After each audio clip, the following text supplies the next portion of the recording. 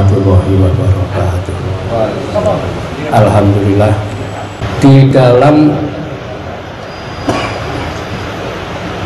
agama Islam ya, pengetahuan itu berkembang dua arah. Yang pertama, berkembangnya ilmu yang disebut ilmu husuli.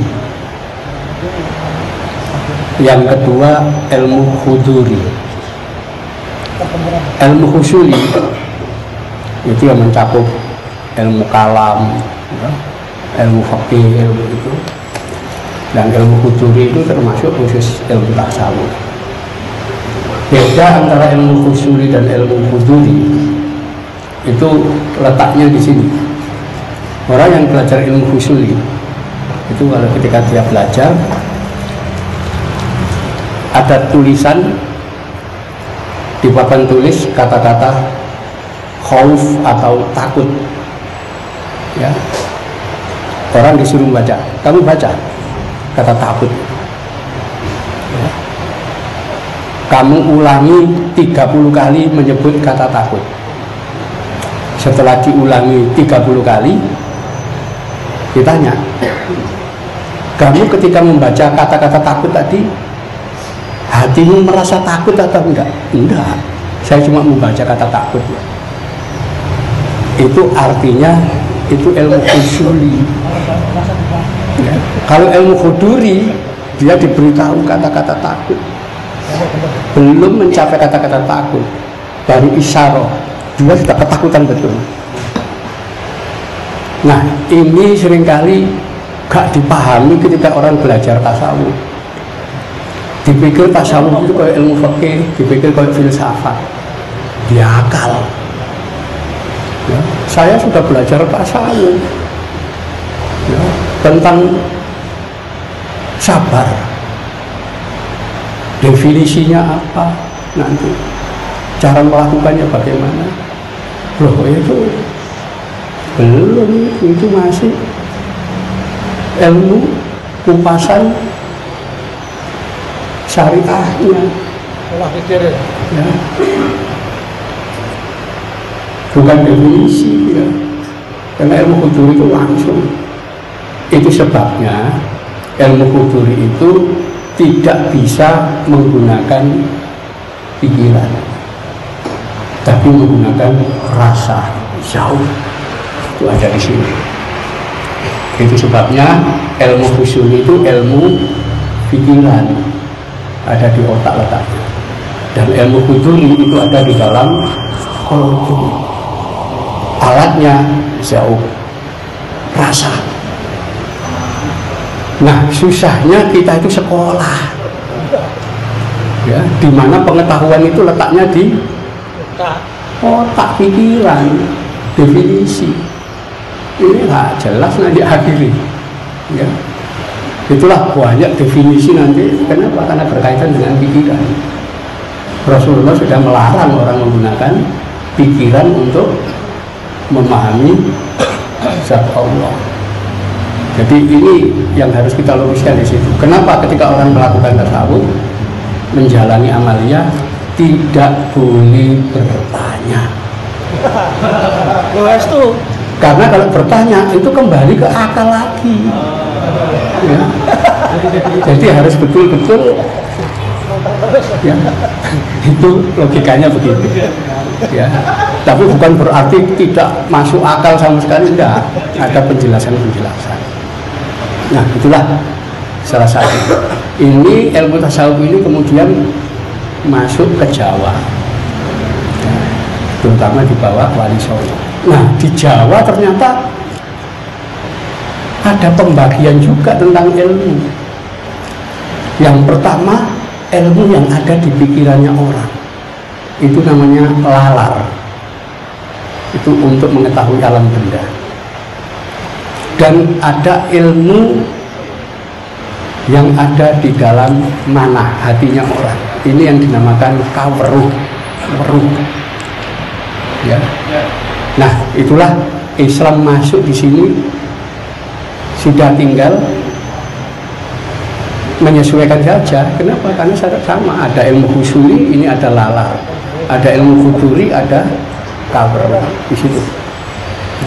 Jadi ini banyak orang yang keliru. Nek wis ngaji hikam dipikir wis ngelakoni, belum. Hikam itu masih ngaji.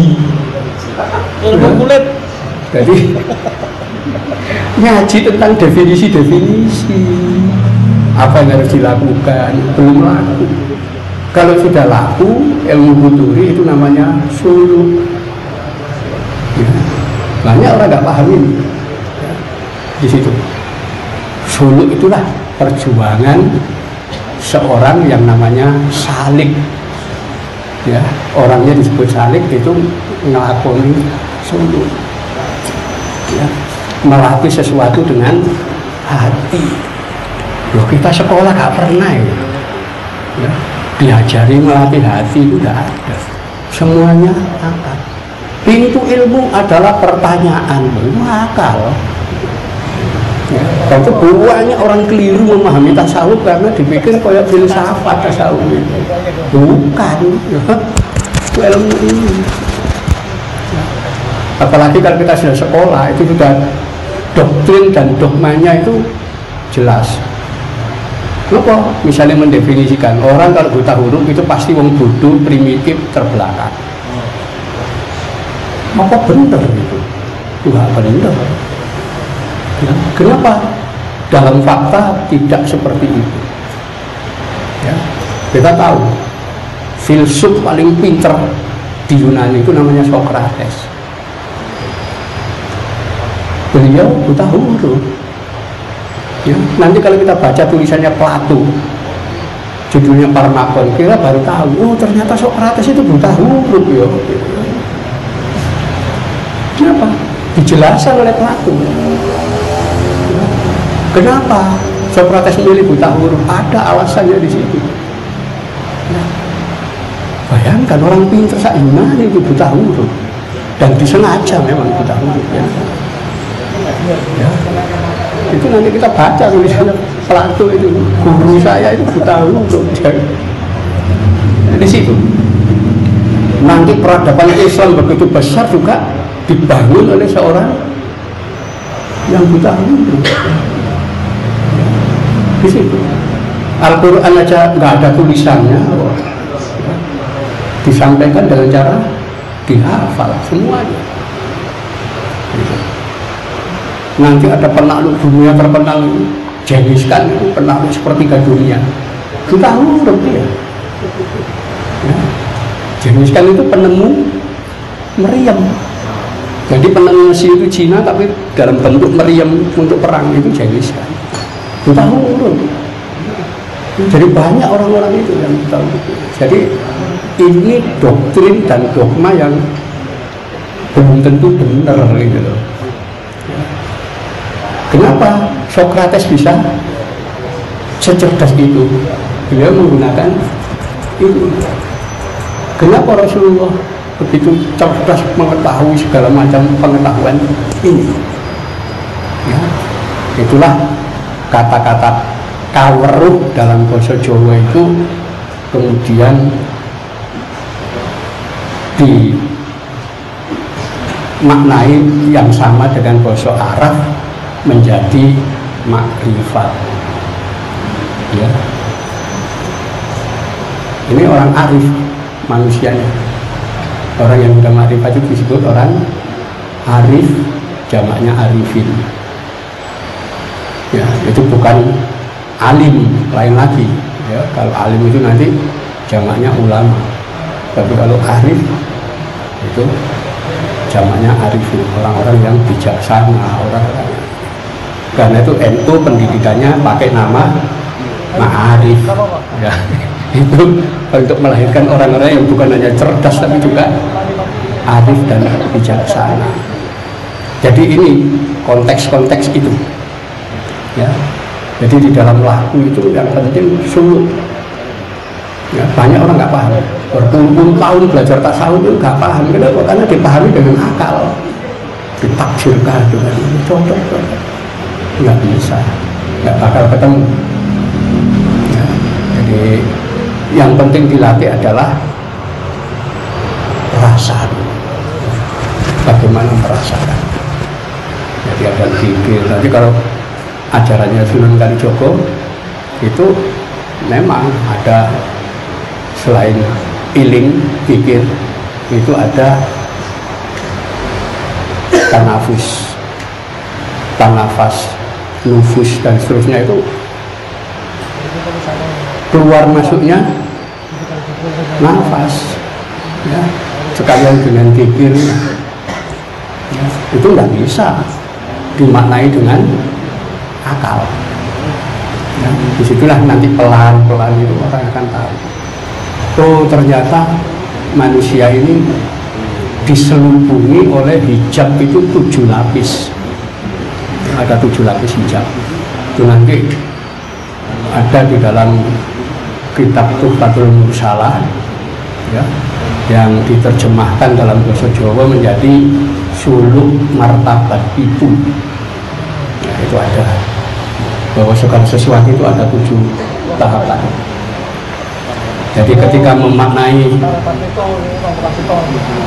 kata-kata inna lillahi wa inna ilaihi roji'un, itu disederhanakan menjadi basa Jawa, ngelmu sangkan paraning dumadi. Itu sebetulnya terjemahan bahasa Arab inna lillahi wa inna ilaihi roji'un. Kita itu berasal dari Allah, akan kembali kepada Allah. Ya. Nah, kita datang dari Allah itu menurut ajaran ini melalui 7 tahap.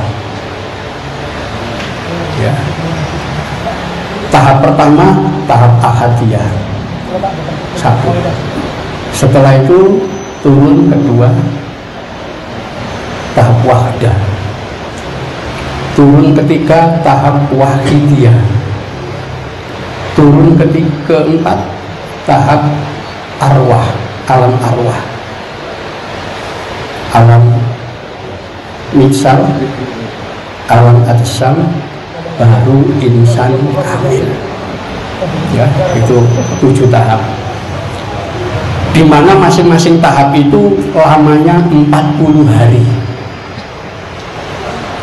Ahadiyah 40 hari, setelah itu wahdah 40 hari, wahidiyah 40 hari. Ya. Setelah itu masuk alam arwah. Kenapa? Memasuki tahap keempat itu Allah meniupkan ruh kepada manusia. Ya, jadi 40 hari yang keempat itu bentuk, ya, janin itu sudah wujud, ya, sudah bentuknya seperti janin. Ya, disitulah Allah meniupkan roh. Ya, kalau di dalam Al-Quran disebutkan Allah bersabda kepada malaikat apa? Izqala rabbuka lil malaikat inni khaliqum basyaram min tin. Allah bersabda kepada mereka, sesungguhnya aku akan mencipta manusia dari tanah. Wa idza sawaituhu wa nafaqtu fihi min ruhi. Kalau basar ini sudah terbentuk sempurna, wa nafaqtu fihi min ruhi, aku tiupkan, ya, nafaqtu fihi min ruhi, sebagian ruhku ke dalam tanah ini. Jadi tanah ini diisi sebagian roh Allah. Faqaulahu sajidin. Karena itu sujudlah kalian semua kepada tanah ini. Ya. Disitulah digambarkan fasajadal malaikatu kulluhum ajmaun. Seluruh malaikat sujud illa iblis, kecuali iblis. Iblis tidak mau sujud kepada manusia. Kenapa iblis tidak mau sujud? Tapi malaikat sujud semua. Karena yang tahu malaikat. Ya. Tadi yang diberitahu Allah malaikat. Izqala rabbuka lil malaikat. Tahu bahwa di dalam manusia ini ada roh ilahi, karena itu semua sujud ila iblis, kecuali iblis tak ngerti, dia gak diajak. Kecuali kalau tadi di sekolah robuka lil malaikat, wah iblis tahu ini enggak, malaikat iblisnya enggak tahu. Kan itu sampai mati iblis gak mau sujud kepada tanah ini karena dia enggak tahu. Ya, nah ini proses. Jadi di dalam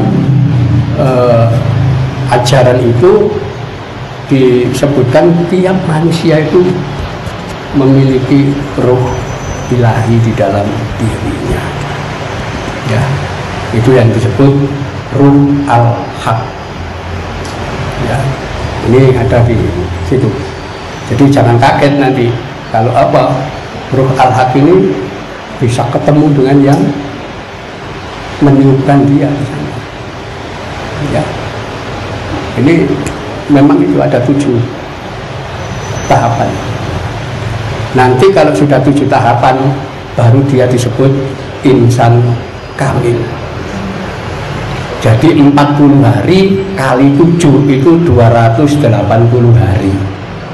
Ya, itu proses lahirnya manusia melalui 7 tahap 280 hari. Nah, nanti manusia kembali itu juga melalui 7 tahap. Ya. Nah, ini nanti kalau mengikuti ajaran Syekh Lemah Abang, ya, Siti Jenar, orang ketika datang dari Allah sebagai insan kamil lahir dalam bentuk bayi. Karena itu kalau kembali dia juga harus dalam bentuk seperti bayi. Bayi lahir itu tidak mengenal keindahan, kecantikan, enak, nggak ada dia, nggak merasakan apa, tidak terikat apapun. Itu kondisi kejiwaan dan pikiran bayi. Maka orang kalau mati harus kembali kepada kondisi itu. Ya. Itu sebabnya Rasulullah mengatakan, "Mangkana akhiruhu kalam la ilaha illallah ta'ala jalla." Siapa saja di akhir hayatnya tidak mengingat sesuatu, tidak mengucap sesuatu, hanya Allah ta'ala jalla. Itu ajaran Syekh Lemah Abang. Jadi sebelum mati orang harus menghapus semua pikiran terhadap keduniawian, persis seperti bayi. Nah, rupanya gak gampang itu, gak semua orang bisa. Ya. Banyak orang-orang yang pinter-pinter itu ketika mati masih ingat duniawi.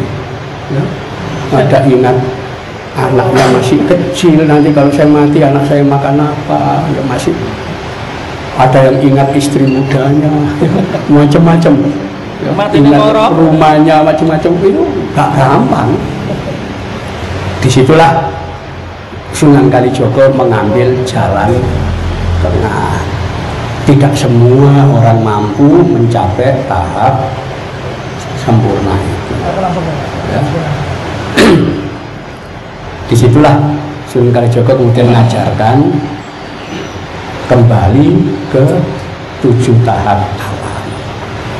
Tahap pertama, orang di alam kubur. Di alam kubur itu lamanya 3000 tahun. Tapi dalam hitungan dunia itu cuma 3 hari. Nanti dia akan melewati alam barzakh. Ya. Yang lamanya 7000 tahun. Ya. Tetapi di dalam hitungan dunia sama dengan 7 hari. Melewati tahap-tahap itu. Nah, ini menurut Sunan Kalijogo, orang-orang yang kembali, ya, arwahnya untuk kembali kepada Allah, itu memiliki hambatan-hambatan besar karena ingatannya terhadap kehidupan dunia. Itu sebabnya keluarganya untuk menolong kamu doakan ya, tiap tahap kembalinya roh ya, itulah dikenal ada ajaran apa? Selamatan 3 hari, 7 hari, 40 hari, 100 hari, setahun mendak pisan, setahun mindak pindu, Ya Bu. dan 1000 hari. Itu kembalinya roh. Bukan ajaran Hindu itu, ajaran ya, dari Sunan Kalijogo.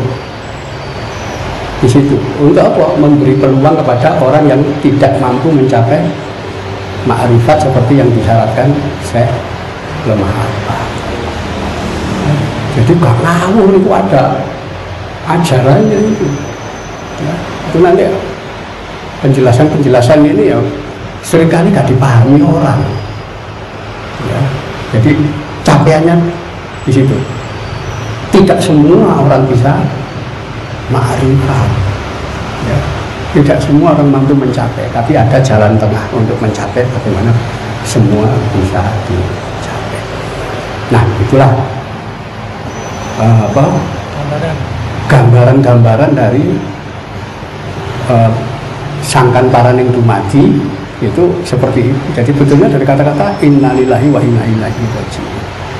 Itu kayak begitu itu ajarannya. Jadi ini lahir tradisi di Islam itu. Di Indonesia orang mati ada peringatan 3 hari, 7 hari, 40 hari, 100 hari, setahun pertama, setahun kedua, dan 1000 hari. Itu kaitannya dengan ajaran martabat itu ini ya, itu tuh semua ada proses itu ya, dan semua itu nanti ada penjelasannya.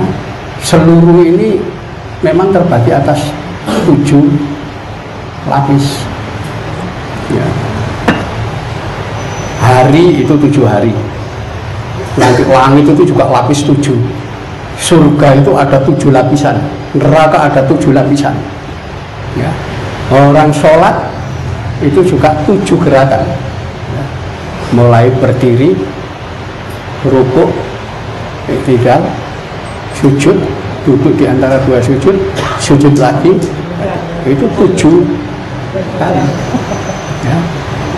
Dan sholat itu dianggap tidak sah kalau tidak membaca surat yang 7 ayat Al-Fatihah. Semuanya nanti hitungannya itu 7 semua ya. Itu ya memang gimana itu ya. Dokter tidak bisa dijelaskan rasional gimana, tapi itu dijalankan oleh semua orang Islam yang mengaku ahlu sunnah wal jamaah. Jadi di situ nanti tahapan-tahapan itu ada ya. Dan keunikan dari ilmu tasawuf di Jawa ini itu beda dengan Timur Tengah ya. Di Jawa ini selalu dihubungkan dengan laut karena kita memang wilayah lautan, wilayah perairan ya. Nanti Hamzah Pansuri itu bikin syair perahu dan seterusnya ya, nanti juga begitu. Nanti Dewa Ruci itu juga laut, nanti ketemu Dewa Ruci itu di pusatnya laut ya.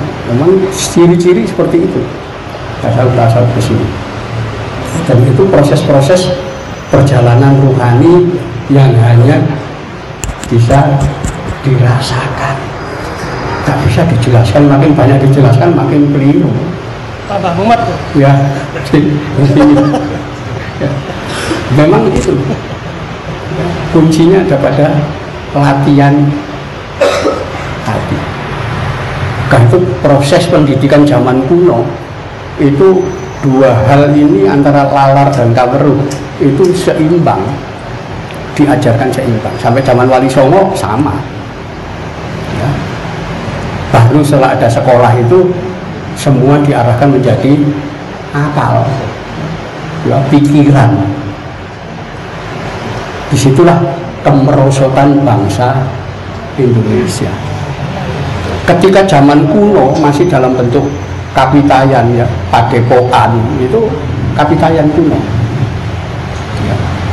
Itu uang Jawa itu sudah menemukan 3 jenis kalender ya, itu abad pertama Masehi. Kalender yang berdasar perhitungan matahari namanya Suryo Sengkolo.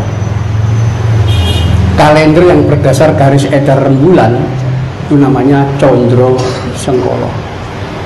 Dan kalender yang berdasarkan hitungan musim namanya Pranoto Mongso. Itu lahir dari padepokan-padepokan ya.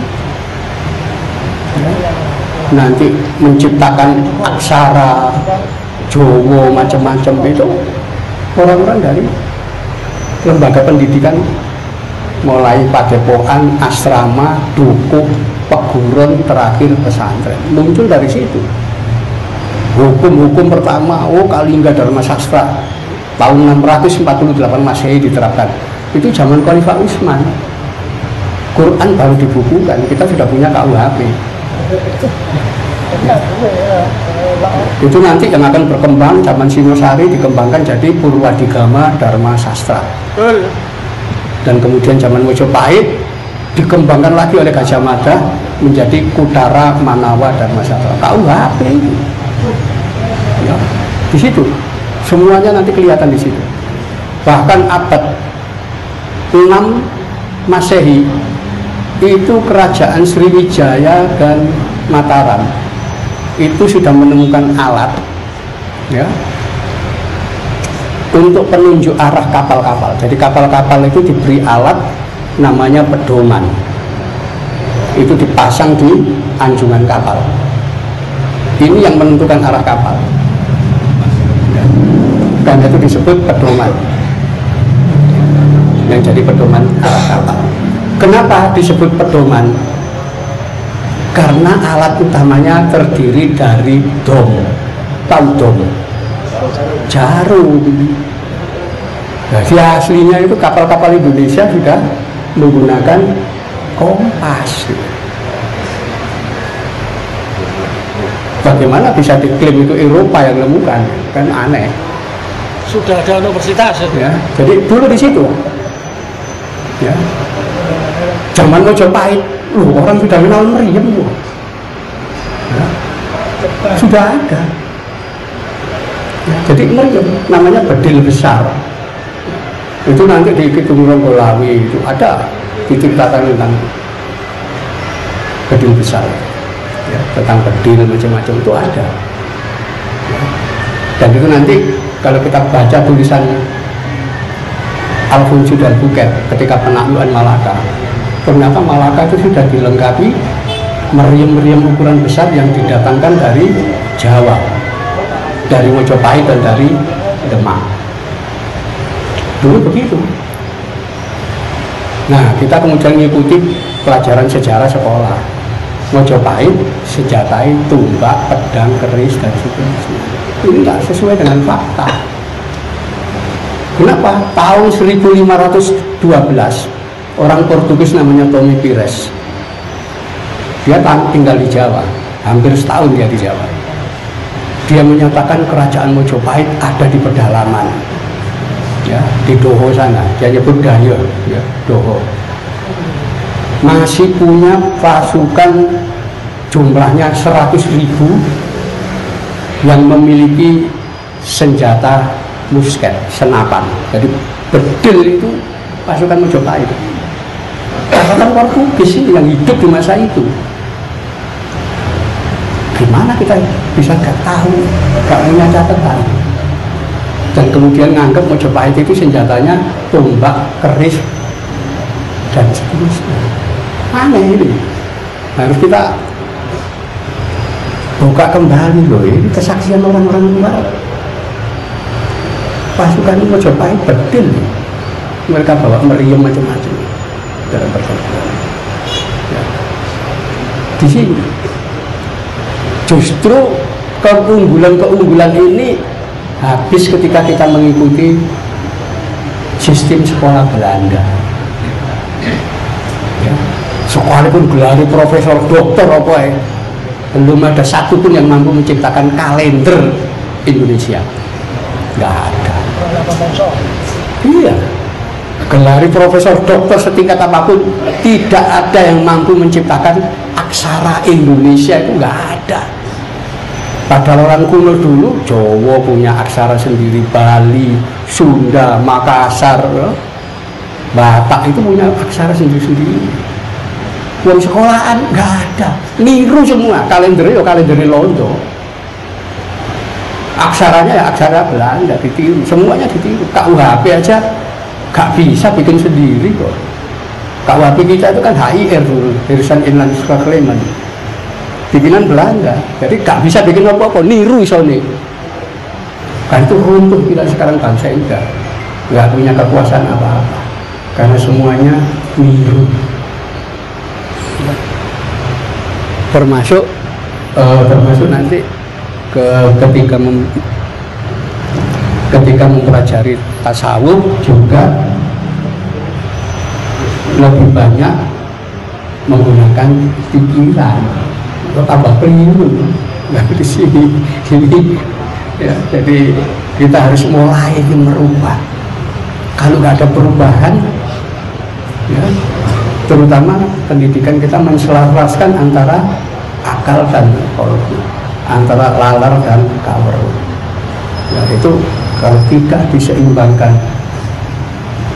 ya kita tinggal nunggu aja, ya, pasti berakhir bangsa ini. Ya, kalau kita mengikuti barat, kita tidak sadar. Kenapa?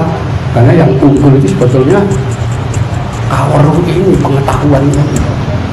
Dialah yang menemukan segala sesuatu. Jadi di situ. Jadi saya mulai merintis, misalnya pendidikan model ini, anak mulai TK sampai SD itu saya ajari tiap pagi 6:30 sampai jam setengah 7 sampai jam 7:30 itu mulai sholat duha, zikir, sholawatan, bacaan Al-Quran, hafalan-hafalan. Itu dikritik, ya, masuk zikir mata pelajaran itu dianggap ya matematika, ini begitu itu. Enggak, kita zikir masuk akal pelajaran, sholat ya mata pelajaran. Kenapa? Ini menggali intuisi, bukan rasio, tapi intuisi. Kita gali ya. Ya, dan memang kelihatan kemajuan, ya. Tapi dengan resikonya gurunya bolak-balik ganti. Kenapa? Gurunya lulusan sekolah dan gurunya tidak mau dikalahkan sama muridku kok lebih pinter gitu. Akhirnya tersinggung, mundur, selalu begitu, ya. Jadi anak itu pinter-pinter, ya, dengan sendirinya. Kenapa? Ya karena kita latih intuisinya. Ya. Nah, disitulah saya kira, ya, sebagai pengantar nanti mungkin Kanjeng Pangeran Karyanegara bisa lebih menjelaskan lebih detail. Tapi yang jelas pengetahuan di Islam itu ada dua, yaitu yang sifatnya husuli dan huduri. Dan untuk tasawuf itu ilmu huduri, betul-betul pelaku, ya, betul-betul dirasakan. Ibaratnya ilmu husuli ini duku, ya, ini digambarkan warnanya coklat kekuningan, rasanya ini itu definisi, ya. Nah kalau ilmu huduri gak usah kamu jelaskan gitu, kamu kupas, kamu telan, ya. Tahu baru, oh rasanya seperti ini, manisnya duku itu ini, manisnya jeruk itu ini, ya dirasakan, bukan didefinisikan. Ilmu sekarang kan didefinisikan semua. Jadi di situ, ya, jadi disitulah kenapa tidak boleh tanya macam-macam, kalau nanti ujungnya balik ke ilmu pikiran lagi, ya. Jadi nah disitulah kita perlu bahwa intuisi atau basiro itu sebetulnya akal yang lebih tinggi daripada rasio. tapi kita abaikan sekarang. Akhirnya ya seperti ini kita. Bocor. Saya kira itu yang bisa saya sampaikan sebagai pengantar. Mungkin nanti akan ada penjelasan dari yang lebih kompeten. Sekian.